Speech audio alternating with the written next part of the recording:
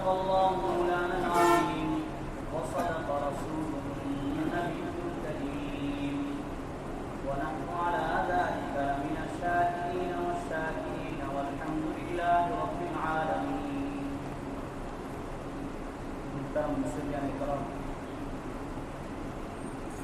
আল্লাহ রাব্বুল আলামিনের দরবারে অসংখ্য শুকরিয়া যিনি আমাদেরকে জুমার দিনে মসজিদে আসা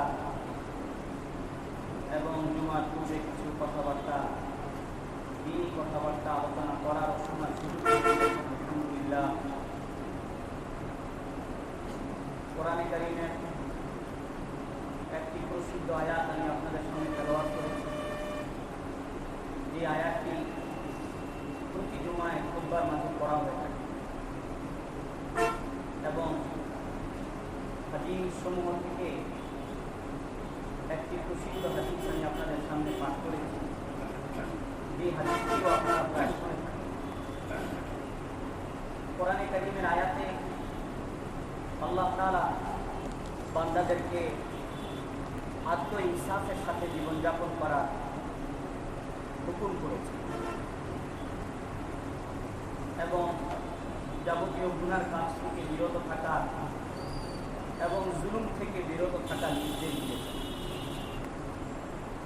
এই ধরনের উপদেশ আল্লাহ তাআলা আমাদেরকে দিয়ে থাকেন যেন আমরা এই জাতীয় উপদেশ থেকে শিক্ষা নিতে পারি এবং এর সাথে সম্পৃক্ত আরও যে সকল ঘটনা ঘটেছে এবং ঘটতে পারে সেগুলো থেকেও আমরা শিক্ষা নিতে পারি। যে হাদিসটি পড়েছি এই হাদিসে রাসূলুল্লাহ সাল্লাল্লাহু আলাইহি ওয়াসাল্লাম ইরশাদ করেছেন, ইত্তাকি দাওয়াতাল মাজলুম,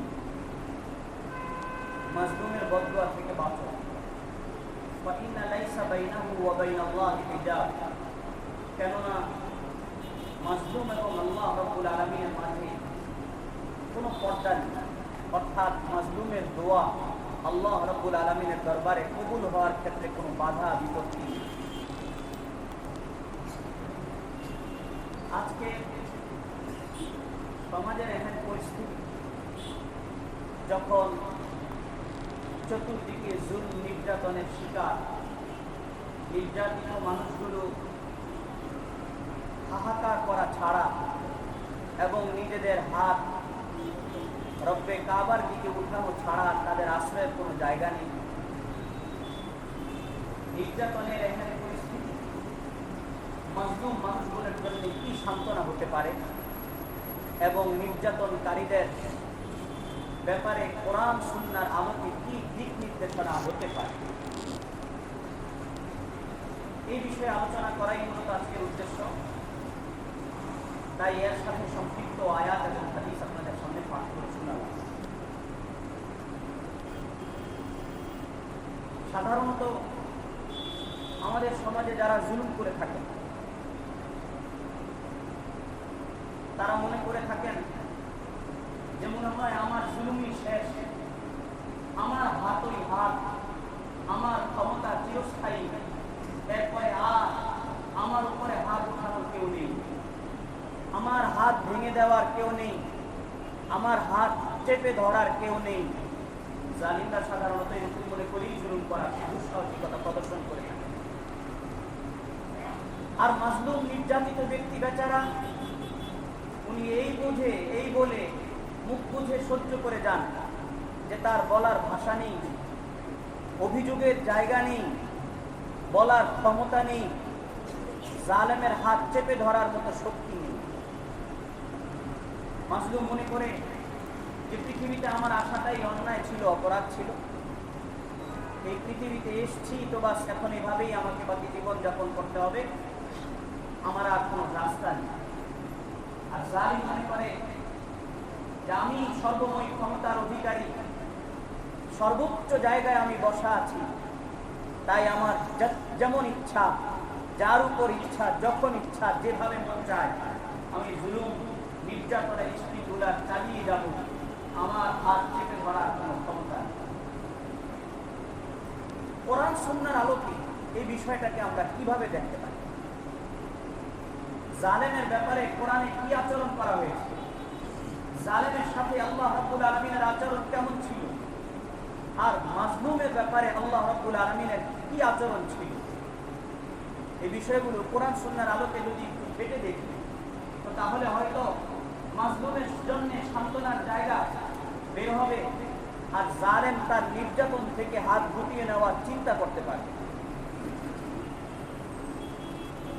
পৃথিবীর শুরু দিন থেকে, শুরু লগ্ন থেকেই জালেমের জুলুমের স্টিমুলার চলে আসছে, আর তাদের সাথে আল্লাহ রাব্বুল আলামিনের একটা আচরণও হয়ে আসছে। আর যারা মাজলুম হয়ে বেঁচে আছে এবং যারা বেঁচে ছিলেন, তাদের সাথেও আল্লাহ রাব্বুল আলামিনের এক ধরনের আচরণ হয়েছে। একটু স্পষ্ট হওয়া চাই, জালিম বললে সাধারণত আমাদের দৃষ্টি, আমাদের চিন্তা, মানসিকতা সরকার বা ক্ষমতাসীনদের দিকে যায়। আসলে কিন্তু জুলুম ক্ষমতাসীনদের সাথেই সীমাবদ্ধ নয়, বরং জুলুমের সম্পর্ক হলো প্রত্যেক হকদারকে তার হক থেকে বঞ্চিত করা, সেটা যে কোনোভাবে হতে পারে। প্রত্যেক ক্ষমতাবান তার ক্ষমতার প্রভাবে যে কোনো মানুষের উপরে নির্যাতন চালানো, তাই হতে পারে। যে যে জায়গা থেকে, যে নিজের জায়গা থেকে তার ক্ষমতার বলে অথবা সম্পদের বলে অথবা প্রভাব প্রতিপত্তির বলে যদি সে তার অধীনস্থদের সাথে জুলুম করে, তাহলে তাকেই জালেম বলা হয়। আমাদের এই বিষয়টা স্পষ্ট হওয়া চাই। আবার এই বিষয় ক্লিয়ার হওয়া চাই যে জুলুম দুই ধরনের। মানুষ জুলুম করে আল্লাহ তাআলার হকে, মানুষ জুলুম করে থাকে মানুষের হকে। আল্লাহ রাব্বুল আলামিনের সাথেও মানুষ জুলুম করে। কিভাবে? যারা আল্লাহর উপরে ঈমান আনে না, আল্লাহর সাথে অন্যকে শরীক করে। আল্লাহ তাআলা বলেন, ইন্না শিরকা লাযুলমুন আযীম। জুলম হলো সবচেয়ে বড় জুলম, শিরক হলো সবচেয়ে বড় জুলম। তো আল্লাহ তাআলার সাথে আরো কাউকে আল্লাহ মেনে আরো কাউকে মাবুদ মানার কারণে আল্লাহর সাথে জুলুম হলো, এটা আল্লাহ তাআলার হকে জুলুম। আবার জুলম মানুষ নিজের সাথে করে গুনার মাধ্যমে, গুনার কাজে লিপ্ত থাকে, মন চায় তো গুনাহ করতেই থাকে, আল্লাহর ভয় ভীতি তার দিল থেকে বের হয়ে যায়, এটা তার নিজের সাথে জুলুম করা। তো তাহলে জুলুম মানুষ যেভাবে আল্লাহর হকে করতে পারে, ঠিক সেভাবে বান্দার হকেও করতে পারে। আল্লাহর সাথে করা জুলুমটাকে আল্লাহ তাআলা শিরক ছাড়া অন্য যে কোনো জুলুম আল্লাহ তাআলা ক্ষমা করার ওয়াদা দিয়েছেন। ইন্নাল্লাহা লা ইয়াগফিরু আন ইউশরাকা বিহি ওয়া ইয়াগফিরু মা দুনা যালিকা লিমান ইয়াশা। শিরক ভিন্ন অন্য যে কোনো গুনাহ আল্লাহ তাআলা ক্ষমা করবেন বান্দা। কিন্তু কোন বান্দা যদি আরেক বান্দার সাথে জুলম করে, তার হকে, তার অধিকার কেড়ে নেয়, তার উপরে অন্যায়ভাবে নির্যাতন জুলুমের স্টিমুলার চালায়, তো তাহলে আল্লাহ তাআলা বান্দা বান্দার হকে যে জুলুম করলো, বান্দা বান্দার অধিকার যে কেড়ে নিল, এই কারণে আল্লাহ এই গুনাহ ক্ষমা করার অধিকার রাখেন, ক্ষমতা রাখেন, কিন্তু আল্লাহ তাআলা ক্ষমা না করার ওয়াদাও করেছেন, কেননা বান্দার হক। এই কারণে এখন আমরা আসি কোরআন হাদিসের আলোকে একটু বুঝি জালেমের সাথে আল্লাহ রাব্বুল আলামিনের আচরণ কেমন হয়েছিল ইতিপূর্বে, কিয়ামত পর্যন্ত কেমন হবে, আর মাজলুমকে আল্লাহ রাব্বুল আলামিন কিভাবে সান্ত্বনা দিয়েছেন। কোরআনে কারীমে আল্লাহ তাআলা বলেন, ওয়া কাযালিকা আখযু রাব্বিকা ইযা আখাযাল কুরা ওয়া হিয়া যালিমা। এমনি ভাবে আপনার প্রতিপালক ওই জনপদবাসীকে গ্রেফতার করেছিলেন, ধরেছিলেন যখন তারা জুলুম করেছিল। তো জুলমের কারণে আল্লাহ তাআলা এলাকাবাসীকে গ্রেফতার করেছেন, ধরেছেন। ইন্না আখযাহু আলীমুন শাদীদ। আর তার পাকড়াও, তার গ্রেফতার অত্যন্ত কঠিন এবং দৃষ্টান্তমূলক। আল্লাহ তাআলা বলেন, ওয়া উমলি লাহুম ইন্না কাইদি মাতিন। আমি জালেমকে ছাড় দিয়ে রাখি, তবে যখন ধরার তো এমন ভাবে ধরি যে আর ছাড় পাওয়ার কোনো সুযোগ থাকে না। আল্লাহ তাআলা বলেন, ইন্না বাতশা রাব্বিকা লাশাদীদ। আপনার প্রতিপালকের পাকড়াও অত্যন্ত কঠিন এবং যন্ত্রণাদায়ক, দৃষ্টান্তমূলক। এই তো হলো জালেমের সাথে আল্লাহ তাআলার আচরণ। মাজলুমকে আল্লাহ তাআলা সান্ত্বনা দিয়েছেন কিভাবে?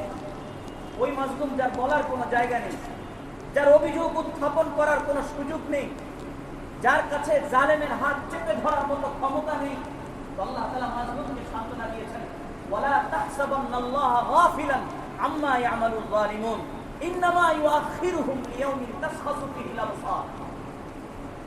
আপনি আল্লাহর ব্যাপারে ধারণা ভুলেও করবেন না, কোশ্চিনকালেও করা ঠিক হবে না যে আল্লাহ তাআলা মাজলুমের সাথে জালেমরা যে আচরণ করে আল্লাহ তাআলা এই ব্যাপারে অমনোযোগী, বেখেয়ালি, গাফেল, আল্লাহ তাআলা অজানা বিষয়টা এরকম মনে করবেন না। বরং আল্লাহ রাব্বুল আলামিন জালেমদেরকে কিছু সময়ের জন্য সুযোগ দিয়ে রেখেছেন। লিয়াউমিন তাশখাসু ফীহিল আবসার, ওই দিনের অপেক্ষায় আছেন, ওই দিনে ধরবেন আল্লাহ তাআলা জালেমদেরকে এমন ভাবে যেই দিনে সবাই জালেমের জুলুমের শাস্তি দেখতে পাবে। কিয়ামতের দিনে, ভয়ানক দিনে, বিভীষিকাময় মুহূর্তে, যেদিনে সবাই সবার অবস্থা পর্যবেক্ষণ করবে ঠিকই, কিন্তু কারো দিকে কারো মনোযোগ এবং দৃষ্টি আকর্ষণের সুযোগ থাকবে না।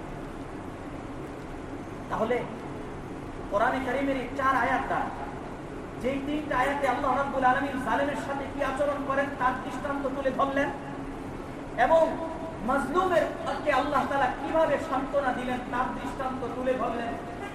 এবার আসলে একটা হাদিসে কুদসি শুনাই, যেখানে রাসূলুল্লাহ সাল্লাল্লাহু আলাইহি ওয়াসাল্লাম ইরশাদ করেছেন যে আল্লাহ তাআলা বলেন, আমি জালেমকে ধরবই, যদিও একটু সময় দিয়ে হোক, একটু সময় দিব, দেখবো যে সে যদি কোনোভাবে ফিরে আসে আর আমার কাছে তওবা করে তাহলে তো ভালো, আর যদি ফিরে না আসে, তওবা না করে, তওবার পথ বেছে না নেয়, তো তাহলে আমি তাকে দৃষ্টান্তমূলক শাস্তি দিই।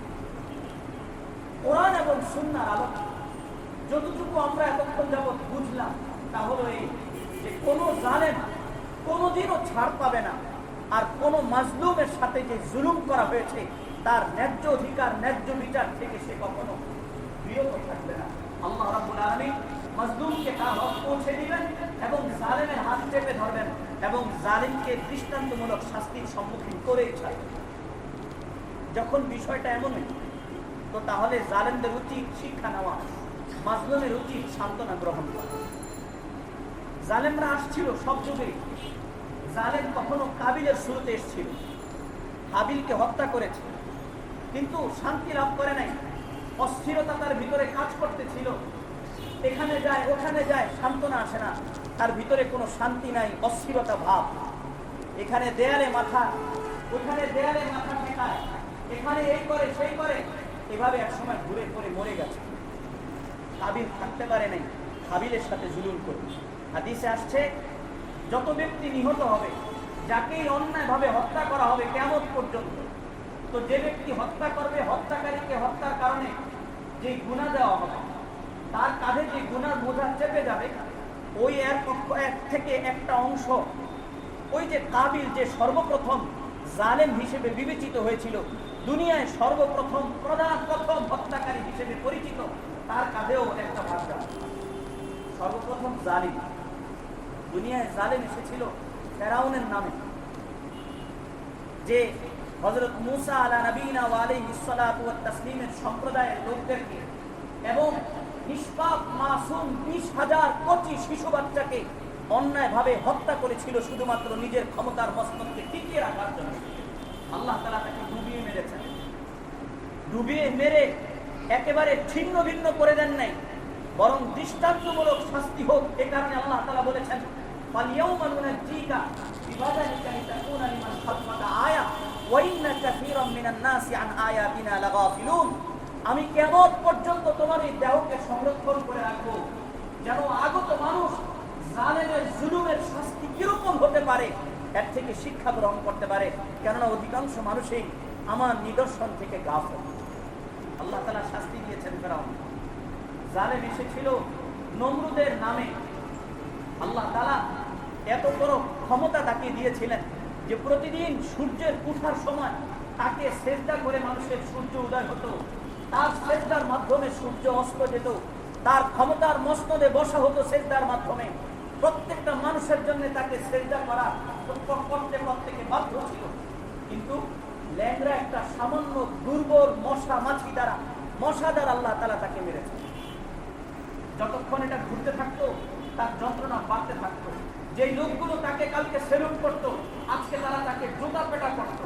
যখন জুতা পেটা করতো তার ভালো লাগতো, আবার জুতা পেটা যখন বন্ধ হতো, মশা আবার ভিতরে ঘুরতে থাকতো, তার যন্ত্রণা আবার বাড়তে থাকতো।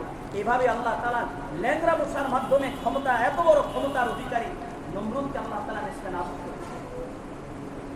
জুলুম হয়েছিল কারবালার ময়দানে হযরত হুসাইন রাদিয়াল্লাহু আনহুর সাথে। পানি পান করার জন্য পাত্র উঠিয়েছিলেন, জালেমের তীর মেরে পাত্র ফুটা করে ফেলেছেন।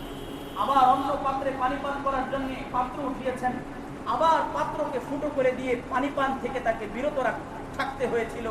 বদদুয়া করেছিলেন, আল্লাহ তুমি তাকে পিপাসার যন্ত্রণায় মেরেছো, তার মৃত্যু যেন পিপাসার যন্ত্রণায় হয়। ঠিকই তাই হয়েছিল। জিহ্বাটা কুকুরের মতো বের হয়ে গিয়েছিল পানির পিপাসায়। পানি দাও আমাকে, পানি দাও, পানি দাও, পানি দাও করতে থাকতো। 10 জন 20 জন মানুষ যে পরিমাণ পানি পান করত, এই পরিমাণ সে পানি পান করতে থাকতো। কুকুরের মতো জিহ্বা বের হয়ে গেছিল, আর গাধার মতো পেট ফুলে বড় হয়ে গেছিল। কিন্তু অধিক পানি পান করার কারণে এক সময় পেট ফেটে সে মারা গেছে। জুলুম হয়েছিল হযরত উসমানে গনি রাদিয়াল্লাহু আনহুর সাথে। তার স্ত্রীর কোলে শোয়া ছিলেন। দুর্বৃত্তরা দেয়াল টপকিয়ে তার ঘরে প্রবেশ করে তার গালে চপেটাঘাত করেছিল। তার স্ত্রী তাদেরকে অনুরোধ জানিয়েছিলেন যে তোমরা হযরত উসমান গনি রাদিয়াল্লাহু তাআলার মর্যাদা সম্পর্কে জানো না, খবরদার উসমানের গায়ে আর হাত তুলবে না। কিন্তু তারা তাদের এই অত্যাচার, অন্যায় থেকে, নির্যাতন থেকে বিরত থাকেনি, করেছে নির্যাতন। ওনার স্ত্রী বদদুয়া করেছেন, আল্লাহ এর 2 হাতকে তুমি অবশ করে দাও, আল্লাহ একে তুমি চিরতরে অন্ধ করে দাও, আল্লাহ জাহান্নামের আগুনে তাকে তুমি জ্বালাও।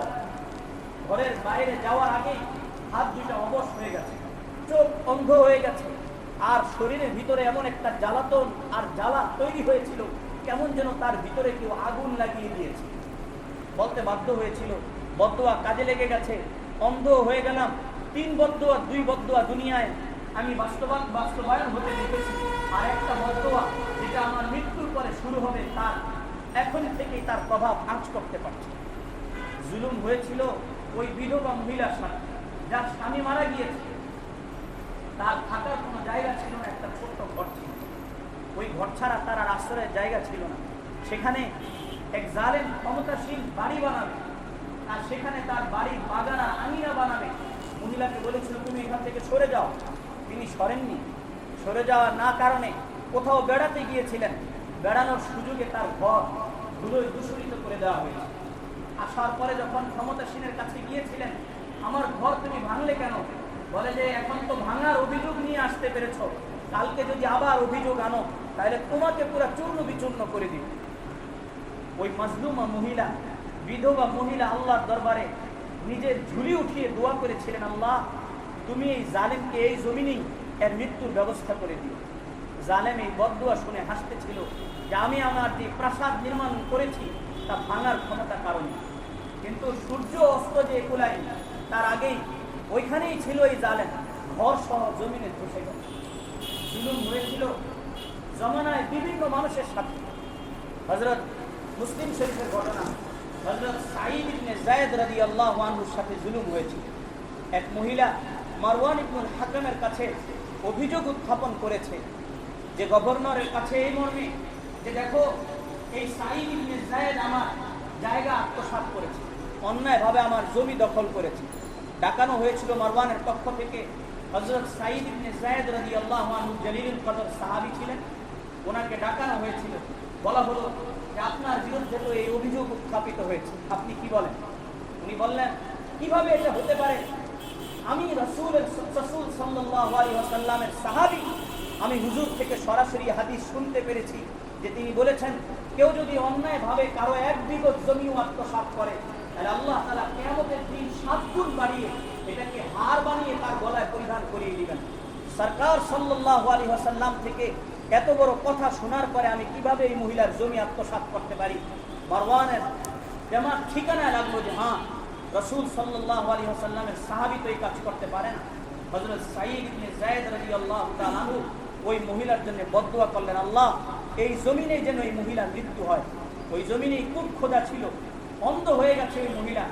অন্ধ হয়ে যাওয়ার কারণে কূপে চলতে চলতে এক সময় জমিন বিচরণ করছিল, কূপে পড়ে সেখানেই মারা গেছে। আত্মীয় স্বজন আর তাকে উঠানোর জরুরত মনে করেনি, উপরে মাটি চাপা দিয়ে ওইখানে তার দাফন কাফনের কাজ শেষ হয়েছে। জুলুম হয়েছে যুগে যুগে বিভিন্ন ভাবে, কিন্তু আল্লাহ তাআলা শাস্তিও দিয়েছেন তার ঘটনাও হাদিস এবং ঘটনার কিতাবে অসংখ্য অগণিতভাবে বর্ণিত আছে। কয়টা ঘটনা বলা হবে আর কতক্ষণ আমরা শুনতে থাকবো? এরপরেও কি জালিমের কানে আওয়াজ যাবে না? ইন্না আখযা রাব্বাহু ইন্না আখযাহু আলীমুন শাদীদ। জালিমের কানে কি এরপরেও ওই আওয়াজ যাবে না? ইন্না বাতশা রাব্বিকা লাশাদীদ। জালিমের কানে কি এখনো ওই আওয়াজ যাবে না? ওয়া উম্লি লাহুম ইন্না কাইদি মাতীন। মাজলুমের জন্য সান্ত্বনার জায়গা আছে। ওয়ালা তাহসাবান্নাল্লাহা গাফিলান আম্মা ইয়ামালুয জালিমুন। অসীম কালো আল্লাহর ব্যাপারে ধারণা করার কোনো সুযোগ নেই যে আল্লাহ তাআলা একবারে নাউজুবিল্লাহ বোবা আর অন্ধকার হয়ে বন্ধ হয়ে বসে আছেন। জালিমের হাত কখনো চেপে ধরবেন না, বিষয়টা এমন নয়। তবে ওই যে বিষয় বললাম, এটা খেয়াল রাখতে হবে। জালেম আর জুলুম বললেই আমাদের দেমাগ শুধু খালি ক্ষমতাসীনদের দিকে যায়। শুধু ক্ষমতাসীনরাই জালিম, বিষয়টা এমন নয়। আমি আমার স্ত্রীর সাথে জুলুম করতে পারি, আমার স্ত্রী আমার সাথে জুলুম করতে পারে। পত্রিকার পাতা খুলুন, মিডিয়ায় চোখ রাখুন, দেখুন কিভাবে প্রতিদিন নিউজ আসছে। কোনো একদিন আল্লাহ করেন এমন কোনোদিন যদি আসে কোনো পত্রিকায় জুলুম নির্যাতনের ঘটনা আসে না, আল্লাহ জানেন, আমাদের জানা নেই। প্রতিদিন এমন ঘটনা আসছে যে সন্তান তার পিতার গলায় ছুরি চালিয়েছে, পিতা তার সন্তানের গলায় ছুরি চালিয়েছে, স্ত্রী তার স্বামীর গলায় ছুরি চালিয়েছে, স্বামী তার স্ত্রীর উপরে মিথ্যা অপবাদ দিয়ে তাকে জেলে ঢুকিয়ে দিয়েছে। ঘুরি ঘুরি খবর আসছে সন্তানরা তার পিতাকে ঘর থেকে বের করে দিয়েছে। এমন অসংখ্য অগণিত ঘটনা আছে যে সন্তান তার স্ত্রীর কথায় তার মাকে বৃদ্ধাশ্রমে পাঠিয়ে দিয়েছে। এগুলো জুলুম নয়? শুধু কি শাসন ক্ষমতায় যারা আছে, ক্ষমতাশীল যারা আছে তারা জুলুম করলেই সেটা জুলুম হবে? আমরা প্রতিনিয়ত প্রত্যহ যে সকল জুলুম আমরা নিজেদের সাথে গুনার মাধ্যমে করছি এবং যে সকল জুলুম প্রতিনিয়ত আমি আমার জায়গা থেকে আমার অধীনস্থদের সাথে করছি, এটা কি জুলুম নয়? একটা প্রতিষ্ঠান তার প্রধান যদি তার অধীনস্থদের সাথে জুলুম করে, এটাও জুলুম। একজন শিক্ষক তার ছাত্রের সাথে যদি জুলুম করে, এটাও জুলুম। একজন ছাত্র যদি তার শিক্ষকের সাথে জুলুম করে, এটাও জুলুম। একজন প্রশাসনে থাকা ব্যক্তি যদি তার অধীনস্থদের সাথে জুলুম করে, এটাও জুলুম। ক্ষমতাসীন যদি তার অধীনস্থ প্রধানের সাথে কোনো রকম অন্যায়ভাবে তাদের সাথে কোনো আচরণ করে, এটাও জুলুম। জুলুম সব জায়গায় জুলুম, শুধু ক্ষমতাসীনই নয়। আমাদের জানা পরিবর্তন করতে হবে। সুতরাং কোন জালিমে পার পাবেন, এটা হলো আজকের মূল আলোচ্য বিষয়। কোন মাজলুমের এই চিন্তাহীন হওয়ার দরকার নাই, সান্ত্বনা নেওয়া উচিত। আল্লাহ রাব্বুল আলামিন জালিমদেরকে হেদায়েতের ব্যবস্থা করেন, মাজলুমদেরকে সান্ত্বনার তৌফিক নসিব করেন। আল্লাহ তাআলা আমাদেরকে মাজলুম হয়ে বেঁচে থাকার তৌফিক দান করেন, জালিম হয়ে নয়। কেন? যে হাদিস আমি শুনিয়েছি, রাসূলুল্লাহ সাল্লাল্লাহু আলাইহি ওয়াসাল্লাম বলেছেন, ইত্তাকি দাওয়াতাল মাজলুম। মাজলুমের বদদুয়া থেকে বাঁচো। ফাইন্না লাইসা বাইনাহু ওয়া বাইনাল্লাহি হিজাব। কেননা মাজলুম আর আল্লাহ, অর্থাৎ মাজলুমের বদদুয়া আল্লাহ তাআলার কাছে কবুল হতে আর গ্রহণযোগ্য হতে বেশি সময় লাগে না। অন্য এক হাদিসে আছে, সালাসু দাওয়াতিন মুস্তাজাবাত। তিনটা দোয়া এমন আছে যে তিন ব্যক্তির দোয়া কোনোভাবেই বৃথা যায় না। এক হলো পিতার বদদোয়া, পিতার দোয়া তার সন্তানাদির জন্য। আরেক হলো মুসাফিরের দোয়া, আরেক হলো মাজলুমের দোয়া আল্লাহ তাআলার কাছে কবুল হওয়ার। তিন ধরনের দোয়া কখনো বৃথা যায় না: মুসাফিরের দোয়া, পিতামাতার দোয়া এবং মাজলুম ব্যক্তি, নির্যাতিত ব্যক্তির দোয়া। আল্লাহ আমাদেরকে পৃথিবীর বাকি জীবনে মাজলুম হয়ে বেঁচে থাকার তৌফিক নসিব করেন, জালিম হয়ে নয়। আল্লাহ তাআলা জালেমদেরকে হেদায়েত নসিব করেন আর মাজলুমদেরকে সান্ত্বনা গ্রহণ করার তৌফিক নসিব করেন। আমিন। ওয়া আখিরু দাওয়ানা আলহামদুলিল্লাহি রাব্বিল আলামিন। যারা সুন্নাত পড়ি নাই পড়ি।